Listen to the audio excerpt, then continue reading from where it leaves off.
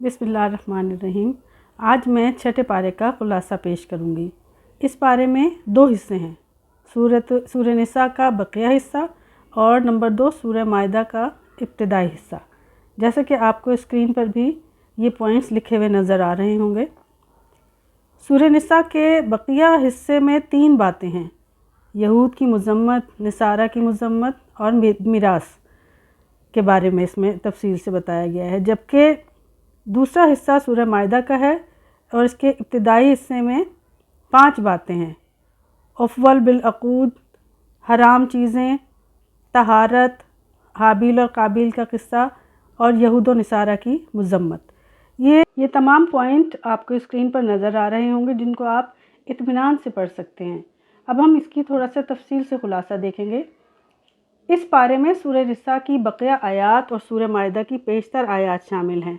पारे की इब्तिदाई आयत में ये बताया गया कि अल्लाह ताला को मज़लूम के अलावा किसी से बुराई का इजहार पसंद नहीं है। यानी जब कोई बुराई किसी जमात में फैल रही हो तो इसका ज़िक्र आम सीगे में किया जाए, इसको किसी फ़र्द या गिरोह पर मुंतबिक न किया जाए।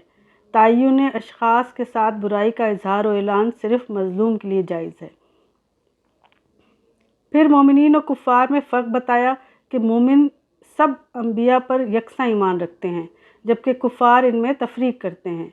फिर अहले किताब की शर्ंगेज़ियों का जिक्र किया कि उन्होंने अल्लाह को एलानिया देखने का मुतालबा किया, अहद को तोड़ा, आयात अल्लाह को झुटलाया, जुल्म किया, सूद खाया, मरियम पर बहतान लगाया और ईसा अलैहिस्सलाम के कत्ल का दावा किया। हालांकि ऐसा नहीं हुआ, बल्कि अपने नबी को अल्लाह ने उनसे बचाकर ऊपर उठा लिया था। इन सब की पादाश में इन पर बहुत सी पाकीज़ा चीज़ें हराम कर दी गईं। साथ ये भी वाज़े कर दिया कि सब ऐसे नहीं हैं, बल्कि इनमें कुछ रासिख मोमिन भी हैं जो नमाज और ज़कात की पाबंदी करते हैं, इनके लिए बड़ा अजर है। इसके बाद बताया गया कि अल्लाह ने तमाम अंबिया को इसी पैगाम के साथ भेजा जिसके साथ मोहम्मद सल्लल्लाहु अलैहि वसल्लम को भेजा। अल्लाह और फरिश्ते गवाही देते हैं कि जो आप पर नाजिल हुआ वो हक़ है, जिन्होंने इसका कुफ्र किया वो गुमराह हैं। ये नबी हक़ के साथ आए हैं तो बेहतर है इन पर ईमान ले आएँ। नेज़ अहले किताब को तंबीह की कि गुलू ना करें, बल्कि वही कहें जो हक़ है कि ईसा अलैहिस्सलाम अल्लाह के रसूल हैं, बेटे नहीं। वो अल्लाह की इबादत से शर्म महसूस नहीं करते थे। जो अल्लाह की इबादत से आर महसूस करता है, इसके लिए दर्दनाक अजाब है। जबकि मोमिनीन के लिए अल्लाह की रहमत और फजल का वादा है। आखिर में विरासत से मुताल्लिक हुक्म है कि अगर मरने वाले के वालिदैन और औलाद ना हो तो इसके बहन भाई वारिस होंगे, मर्द का हिस्सा दुगना होगा। यहाँ सूरह निसा इख्तिताम पजीर हुई। इसके बाद सूरह माइदा शुरू होती है, जिसका इफ्तिताह ईफ़ाए अहद के हुक्म से हुआ। फिर अशर हरम, शायर इलाही और दीगर मुहर्रमात का ख्याल रखने का हुक्म दिया गया। ये भी हुक्म हुआ कि नेकी और तकवा के कामों में ताउन करो और अल्लाह से डरते रहो। नेज़ चौपाइयों की हिल्लत और इनमें जो असनाफ हराम हैं, इनको बयान किया गया। फिर बताया गया कि अल्लाह ने तुम्हारे लिए इस दीन को मुकम्मल कर दिया है, अपनी नेमत तमाम कर दी है और इस्लाम को तुम्हारे लिए पसंद किया है। पाकीज़ा चीज़ों की हिल्लत, उनको खाने का हुक्म और अहले किताब की पाक दामन ख़वातीन से निकाह के जवाज़ का बयान आया। फिर नमाज के लिए वज़ू और पानी की गैर मौजूदगी में तयम्मुम के साथ नमाज पढ़ने का हुक्म दिया गया। इसके बाद कहा गया कि अदल व इंसाफ पर कायम रहो, किसी की दुश्मनी भी तुम्हें इस रास्ते से ना हटाए। यहूद से किए गए मिसाक का जिक्र किया, जिसमें यह वादा हुआ था कि अगर वो नमाज और ज़कात पर कायम रहें, अल्लाह के रसूलों पर ईमान लाएं और इनकी मदद करें तो अल्लाह इनकी ख़ताओं को बख्श कर इनको जन्नत में दाखिल करेंगे। लेकिन उन्होंने इस अहद को तोड़ा, इसलिए इनके दिल सख्त कर दिए गए। इसी तरह नसारा से भी अहद लिया गया, लेकिन वो भी इस पर कायम न रहे, चुनाचे इनके दरमियान नफ़रत और दुश्मनी डाल दी गई। फिर अहले किताब को मुखातिब करके कहा गया कि तुम्हारे पास हमारा रसूल आ गया है, जिसके ज़रिए अल्लाह सीधे और रोशन रास्ते की तरफ हिदायत दे रहा है, इसकी पैरवी करो। फिर यहूद व नसारा के बाज़ गलत अकायद और तसव्वुरात की तरदीद की गई और रसूल अल्लाह पर ईमान की दावत को दोहराया गया। यहूद की तारीख़ का एक वाक़या भी जिक्र किया, जब उन्होंने मूसा अलैहिस्सलाम के साथ जहाज़ से मुँह मोड़ा था, जिसकी पादाश में उनको 40 साल भटकने की सज़ा मिली। پھر حابیل و قابیل کا قصہ ذکر کرتے ہوئے بتایا کہ جس نے ناحق کسی کی جان لی اس نے گویا پوری انسانیت کی جان لی، اور جس نے کسی کی جان بچائی اس نے پوری انسانیت کو بچایا۔ نیز زمین پر قتل و غارت اور فساد پھیلانے والوں اور چور کی حد کا ذکر کیا گیا۔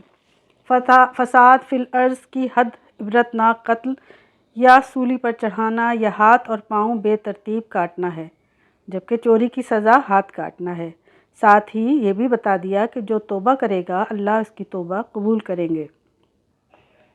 نبی صلی اللہ علیہ وسلم کو مخاطب کر کے فرمایا کہ آپ کفار کے کفر سے غمگین نہ ہوں، یہ کتب اللہ میں تحریف کرتے ہیں اور حرام کھاتے ہیں۔ اگر یہ آپ کے پاس اپنے معاملات میں فیصلہ کرانے آئیں تو آپ کو کرنے یا نہ کرنے کا اختیار ہے، لیکن اگر کریں تو عدل کے مطابق کریں۔ اس کے بعد بتایا کہ تورات بھی اللہ نے نازل کی جس میں ہدایت کا سامان تھا۔ اللہ کے نبی اور دیگر اللہ والے اس کے مطابق فیصلے کیا کرتے تھے، اور انجیل بھی ہدایت اور روشنی کے ساتھ اللہ نے ہی نازل کی۔ سب کو چاہیے اللہ کے حکم کے مطابق فیصلے کریں، جو ایسا نہ کرے وہ ظالم، فاسق اور کافر ہے۔ اس کے بعد بتایا کہ یہ کتاب بھی ہم نے ہی نازل کی جو پچھلی کتابوں کی تصدیق کرتی ہے اور ان پر حاوی ہے۔ سب کو اسی کے مطابق فیصلے کرنے چاہیے۔ مسلمانوں کو حکم دیا کہ یہود و نصارہ کو دوست نہ بنائیں، ساتھ ہی ان کی صفات بتائیں، دین و نماز کا مذاق اڑانا، گناہوں میں سبقت لے جانا وغیرہ۔ یہ بھی واضح کر دیا کہ در حقیقت مومنین کے دوست اللہ، نبی اللہ اور مومنین ہی ہیں۔ اگر اہل کتاب ایمان لے آتے تو ان کا ہی فائدہ ہوتا۔ ان میں بعض نیک بھی ہیں لیکن اکثر ایسے ہی ہیں۔ نبی صلی اللہ علیہ وآلہ وسلم کو حکم دیا گیا کہ جو نازل کیا گیا اس کی بلا خوف و خطر تبلیغ کریں، اللہ آپ کی حفاظت فرمائیں گے۔ جو اللہ پر ایمان لائے گا اور نیک عمل کرے گا اس کو کوئی خوف و غم لاحق نہ ہوگا۔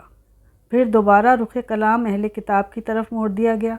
نصارہ کے عقیدہ تثلیث اور الوہیت المسیح کا رد کیا گیا اور حکم دیا کہ دین میں ناحق غلو نہ کرو اور نہ خواہشات کی پیروی کرو۔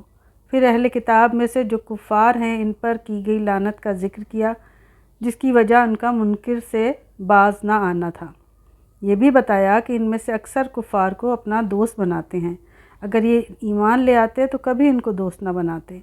آخر میں واضح کیا گیا کہ مسلمانوں سے دشمنی میں سب سے سخت یہود اور مشرکین ہیں، اور ان سے قریب تر نصارہ ہیں۔ اللہ ہم سب کو اپنے دین پر ثابت قدمی سے قائم رہنے اور عمل کرنے کی توفیق عطا فرمائے۔ آمین ثم آمین۔ یا مقلب القلوب ثبت قلبی علی دینک۔